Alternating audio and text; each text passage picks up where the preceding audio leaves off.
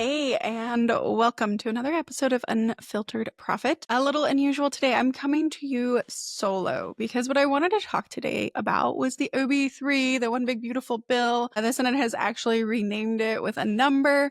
All of that to say, it is very tax heavy. I happen to have some extra time between calls today, so I thought I'd hop on and just record this so that we could get it out to you. With the podcast launching here soon, I wanted to make sure that we offered up information about the tax law because it happened this month and social media is going a little wild with all of it. What this is not is going to be some intense education, super detailed look. It's going to be the high level pieces, the pieces that I've seen misaddressed, just hopefully enough to help both business owners and individuals know what's coming their way this year and in the following years. So with that, welcome to Unfiltered Profit. My name is Caitlynn. I am one of the co-owners and co-hosts here, and we are just going to talk about the One Big Beautiful Bill. So what happened was, we'll go kind of back in the history a little bit here.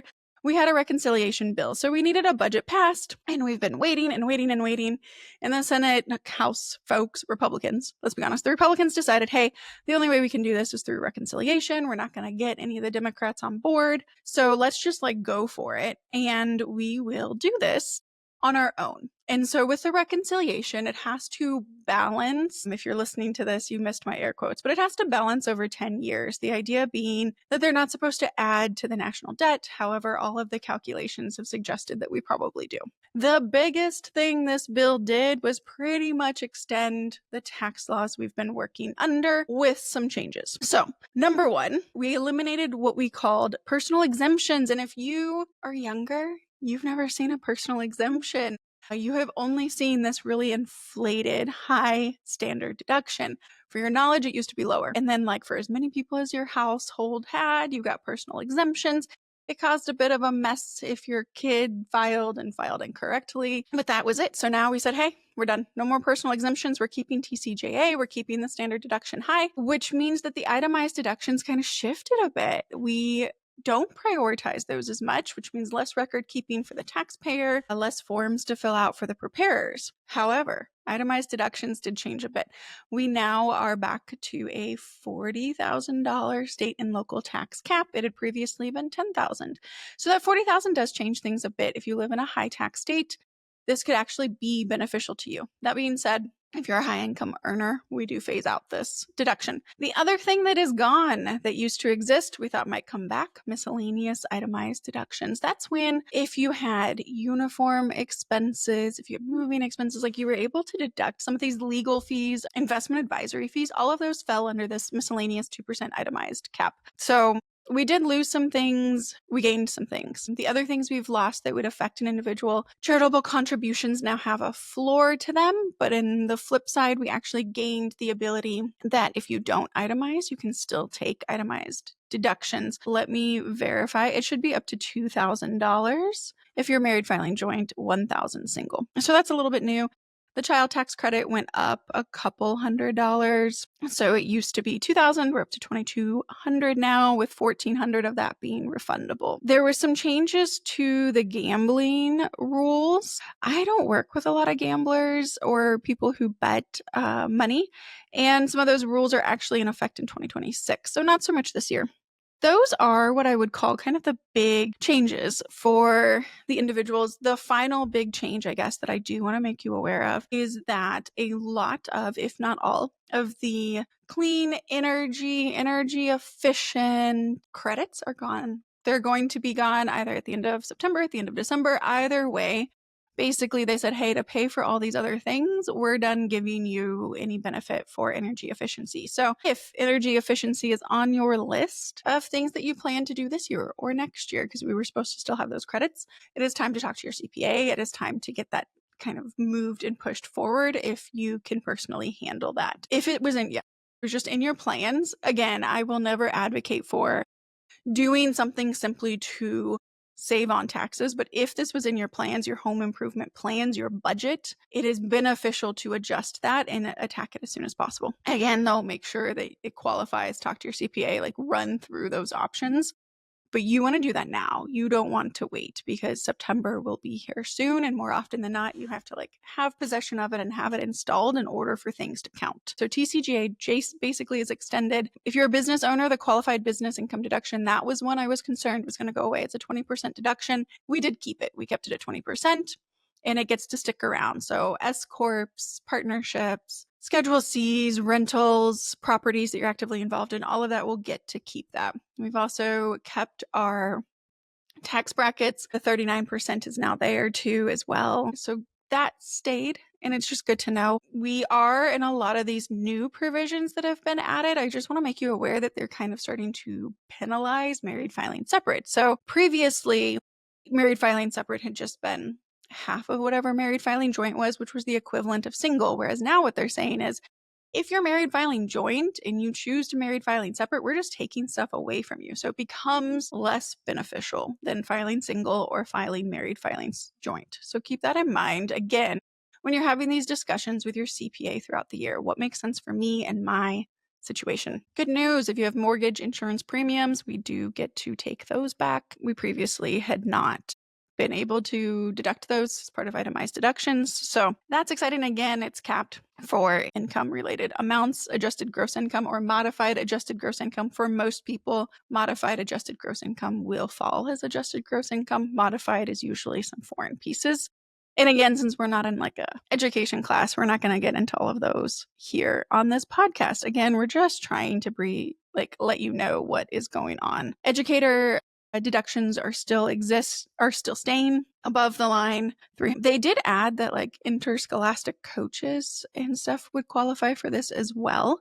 So if you're a coach at a school and you have some funds that you're paying for equipment or something like that, you actually do qualify for these educator expenses now as well.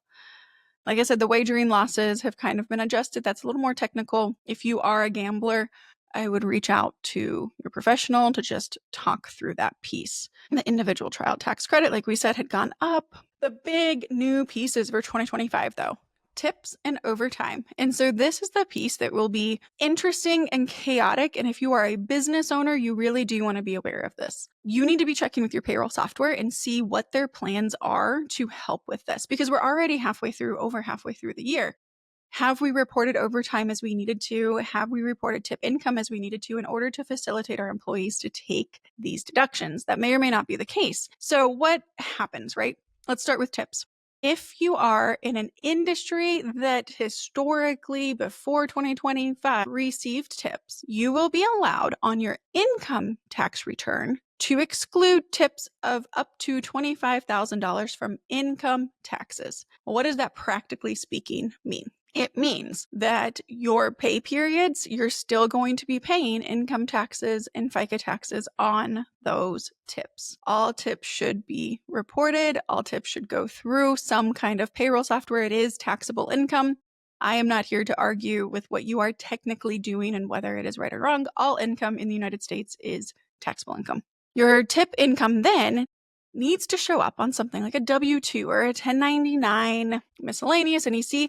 I am not sure how they're going to change the forms to account for this, but it needs to be separately stated in a way that you will be able to then, on your 1040, we will have a new schedule or line item that will show tip income up to $25,000 that can be excluded. When we talk taxes, we talk about two things: an above the line deduction and a below the line. This is going to be below the line. It will not affect your adjusted gross income, and an adjusted gross income is a number that is used for a number of phase out items. And so that's kind of a bummer that we can't reduce it. So I just want to make sure you're aware of it. The other piece being, it is from January 1st, 2025 through December 1st of 2028. So again, as we discussed, that reconciliation piece where we have to budget and make it even out over 10 years.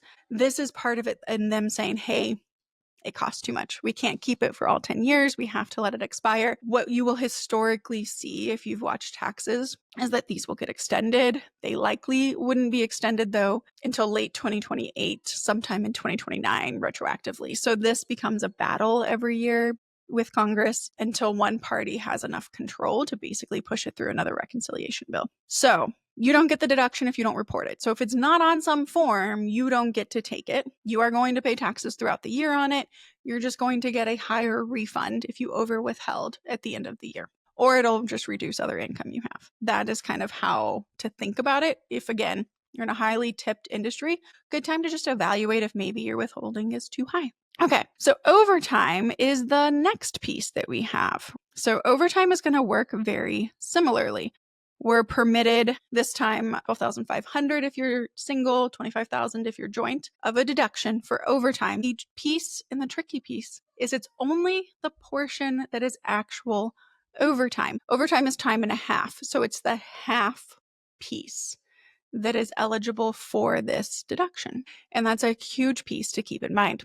Because again, I think this was sold in a way that it sounded like it would be a great benefit and a huge deduction. It is not in practicality working out that way. Same with tips. It does expire in 2028. It is not going to reduce your AGI, so we can't use it as like a tax planning tool if you're above AGI for something else. If your income is too high, similar to tip income, it will phase out. So there's all of these other things to keep in mind. And again, as a business owner, check with your payroll software. How are they going to state the overtime on a W-2 so that we can see that? Because right now, if you look, box 1 has total income, box 3 is Social Security, box 5 is Medicare. So is this going in box 14? Is it going in box 12? Like, where are we going to pull this out? And making sure that we're only pulling out the piece that is subject to overtime, that half of the time and the half. The other big piece this year is the senior deduction. The Social Security Administration, after this bill passed, sent out an email that said Social Security is no longer taxable, and that was entirely incorrect. So what happened is if you are 65 years and older as of this year, you are eligible for an additional $6,000 deduction. Again, this is not reducing AGI. This is kind of work similar to the standard deduction. It doesn't replace it by any means, but it's an extra $6,000. If you're over 65, if both you and your spouse are over 65, then it's $12,000. That does not eliminate taxes on Social Security. Often, like, the income piece of Social Security is higher than $6,000. So it was just simply untrue. And we've been trying to get out there and ahead of that. I don't have a ton of seniors, so I haven't posted it on social, but because a podcast can be flipped into many content pieces, I wanted to make sure that we talked about it here so that you can also advise your family members. It also will be reduced, so that $6,000 deduction will be reduced if your modified adjusted gross income is over $75,000 single, $150,000 on a joint return. So things, again, to keep in mind: if you have a high amount of investments, if you have, like, you're still working and you have income from somewhere else supplementing your Social Security, you may, income-wise, phase out of this. If you have a year that you have a sale of a house that would generate capital gains to bump your income up, all of those things can affect this. With all of these new pieces, tips, overtime, the senior deduction, because of the agenda of Congress right now and the president, having a Social Security number is a huge piece of this.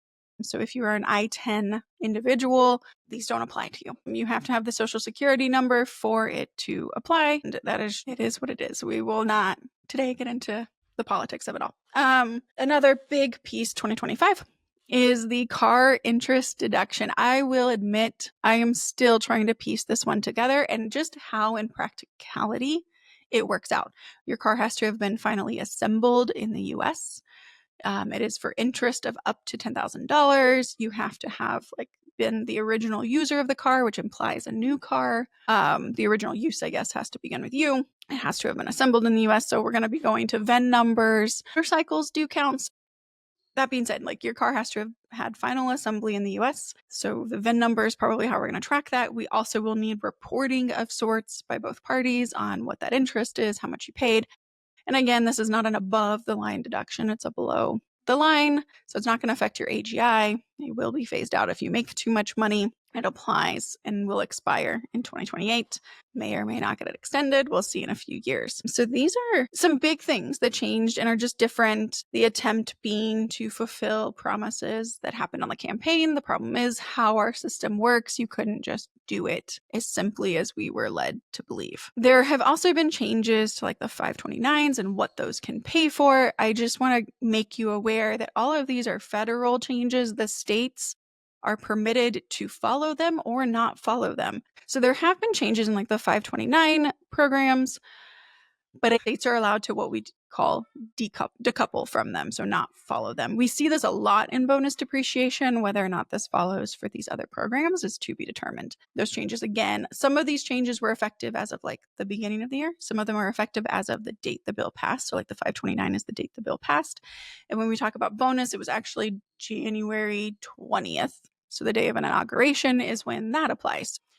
The dates are going to matter. Talking to your accountant is going to matter. Being aware of this is simply going to matter.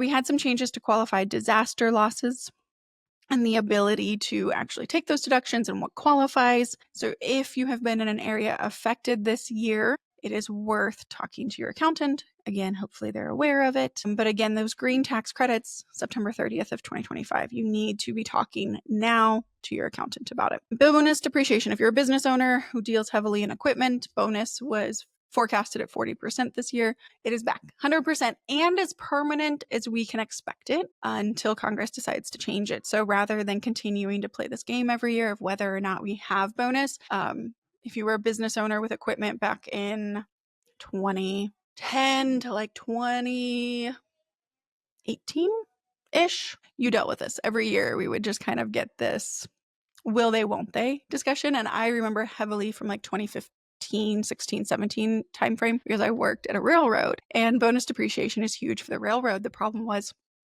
we would go under the assumption we weren't going to get it because it wasn't law. We would pay in these huge estimated tax payments. Then they'd come in January after we made our payments, pass bonus depreciation. The IRS would be holding a ton of the company's money. And it was just constant process. This is as permanent as it gets, which is great for planning. We can now plan on bonus depreciation existing. We can make elections that make sense. For 2025, we have options. If you wanted the 40%, that's what made sense for your business, still an option. 100%, as long as it was after Inauguration Day, an option. And then just regular depreciation, still an option. So those exist. Section 179, you will hear that one a lot for those who are like, hey, you can buy a luxury vehicle and deduct it in your business. Anyways, that deduction has increased up to $2.5 million. With bonus, as long as the state follows bonus depreciation, typically bonus makes the most sense. But again, you're going to want to talk to your accountant about it. If your state doesn't follow it, that's why 179 will make sense. There's other reasons. Those are the big ones though. Research and development, if that applies to you, reach out to your accountant. This is more of like kind of a going forward thing, but there's some options on completely expensing US-based research and development. Typically, we had to extend that deduction out over many years. And there's going to be an option to potentially go back and grab some old expenses and accelerate those deductions. This is going to be a perfect tax planning opportunity. So if you work in taxes, if you work in bookkeeping, if your clients have R&D, this is an area to pay attention to and to dive into and talk to people about. What makes the most sense? Do we go back and amend? Do we push it all through in 1 year? What are we going to do? And that's not an easy, like, let me put a stamp on it suggestion of what to do. And so I just want to bring that to your attention. So while we're talking bonus, let's kind of circle back to there. There is going to be something new for what we call qualified production property. So the idea being we want you to build plants, things that produce stuff in the United States. And so typically with that kind of property, we can't, like, you have to do a cost segregation study. You still can only depreciate over a long period of time a lot of stuff. We're now going to allow you to accelerate a lot of that depreciation. Again, there's hoops to jump through, things to make sure you qualify as. If you like change the purpose of the building after so long, then you could be in trouble. So again, I am not by any means quoting you the law. What I am trying to make you aware of is what exists and what conversations you need to have with your accountant. If you were thinking of opening and building a plant, probably a great time to talk to someone. You also probably aren't listening to this. This is typically for different kind of small business owners, but I don't know. Maybe you are. Maybe you want to build something to produce property for yourself, to produce products that you want to sell and you don't want to get them overseas anymore. And this is not like software. So you can't like be building a building for accountants or software engineers. That's not what they're aimed after. They're truly aimed after more of like a plant production, if you want to think about it that way. So it's worth that discussion. There has been some changes to the small stock gain exclusion, very kind of more detailed. You're looking at selling stock, you're looking at selling your business, planning opportunities around this. But because it's for C Corp stock, this is actually a change that might make C corporations more beneficial depending on how you plan to exit your business someday, grow your business, all of those things. So again, have that discussion. If you're a professional listening to this, please make sure you're having those discussions. You're looking into all of this with your folks. 1099s. I think this is probably one of the biggest changes. I really wish they had put it all into effect for 2025, but that was not the case. If you remember the 1099K, that is from PayPal, your credit cards, Venmo, who else exists? Those types of platforms, right? They kept dropping the limit. So it used to be you would never see a 1099K if you made under $20,000 of transactions or $200 transactions. So as long as the business wasn't doing a ton, you weren't going to see a 1099K, right? They had been dropping that slowly. And the goal was to match it to the 1099 NEC at $600. So basically, if you used, the problem we saw was, what if you were using Venmo to reimburse your friends, and throughout the year that was over $600? We're kind of creating a reporting nightmare, right? They have basically said, hey, that rule never existed. $20,000 it is. So we're really happy about that. That is in effect now. So you should not get a 1099K this year unless you are over $20,000 or 200 transactions. The 1099 NEC, that is your independent contractor 1099 reporting starting in 2026. So your payments in 2026, $2,000 or more, and they will actually inflation adjust this $2,000 going forward. So that is really good news. Now, these smaller contractors are not going to be as much of a paper nightmare. You are still, let me repeat this, obligated to pay taxes on any income you receive, whether or not you received a 1099 for that. But for 2025, $600 for 1099 NEC. Going forward, though, $2,000. We're pretty excited about that. The QBI, like I said, was extended and will continue. That was going to expire this year. No longer the case. I'm not going to talk a ton about what's coming up in the future, but there's Trump accounts for your kids that are going to work like IRAs. We don't have a lot of guidance right now as to what that looks like. If you're born within a certain time, it might be pre-funded by the Treasury Department, but there also might be an option I've got 5 kids that maybe I can start one of these for my kids and it will grow like an IRA. It's a possibility. I'm curious, where's the deduction on it? So there's just a lot of guidance that we still need on this. How do we get the money out? What are the requirements for that? Can I use it as a 529? All of those things. And when you can use a 529 and roll that to a Roth, does having an account like that really make sense? Can you set money aside and just let it grow? There's a lot of questions to be determined. Who gets to determine the investments for these accounts? All the things. The other big thing in 2026 that we were all going to be needing to dig into is that the premium tax credit for health insurance is changing. There's going to be more hoops in the future of how you can get the advanced tax credit. There's going to be kind of more severe penalties for paying back any of the advanced tax credit. It's just going to make ACA a lot harder. And so we've got a little bit of time to try to figure out what's going on, how to advise clients, how to make sure AGI is low enough, all of these things. But this is a tax planning opportunity. Health savings accounts now qualify for 2026 and beyond if you have a high deductible account, even through the marketplace. So you can self-fund one of those. We like health savings accounts. You can put money in tax-free and then pay for medical expenses with them. They expanded some of the medical expenses you can use HSAs on. And over time, if you don't use it all, you can actually let it grow as well. And as long as you only ever use it for medical, you can withdraw. If you're in a position where you can overfund your HSA, so more than what you need per year, in retirement, this is actually a great account to have beefed up. So just things to consider. So yeah, there's a lot going on, which is great. A lot of planning opportunities, but just a lot of also just misconceptions. I think I heard someone refer to the bonus depreciation as the airplane deduction. So what we are seeing on social media is little clips being taken and folks running with that and being just somewhat inaccurate, that it could harm the conversation between you and your professional. Because if you come with something that doesn't quite make sense, they might miss what your actual intent is. Hopefully, again, you've got great professionals on your team. If you have questions, if there's planning, any of the above, all of the information for us is always in our show notes. This was down dirty and fast. There's no other way around it. Otherwise, we would be here forever. I've got at least 10 to 15 hours of continuing education that I will be taking on this bill. So what we're trying to do is just condense that in a way that you as a human being who doesn't love taxes understands. I hope you have found this useful. If so, give us the follow, reviews. I'm going to probably slip this in earlier than some of our other current planned podcasts. just so that we can get this into your hands. So if you see this shortly after our drop or on our drop, that is why it might not be the most beautifully edited one, just because I simply want to get the information into your hands in a way that is not Instagram stories and posts that will go away, in just a real way that you can say, hey, I think these things might apply to me. I want to open that conversation with a professional. And if you want to open it with us, we've got discovery calls and the ability to take on new clients, and we'd be happy to talk. So thank you all for listening. Thank you for your time. Again, I don't anticipate a ton of these solo ones, but here we are today, and it was kind of fun. I do prefer the conversation though. So we might do a follow-up where Shauna and I have more of a conversation, a back and forth with questions. And so if you guys want to send in questions, like things that you want to know more about, we will happily address those. Thanks so much.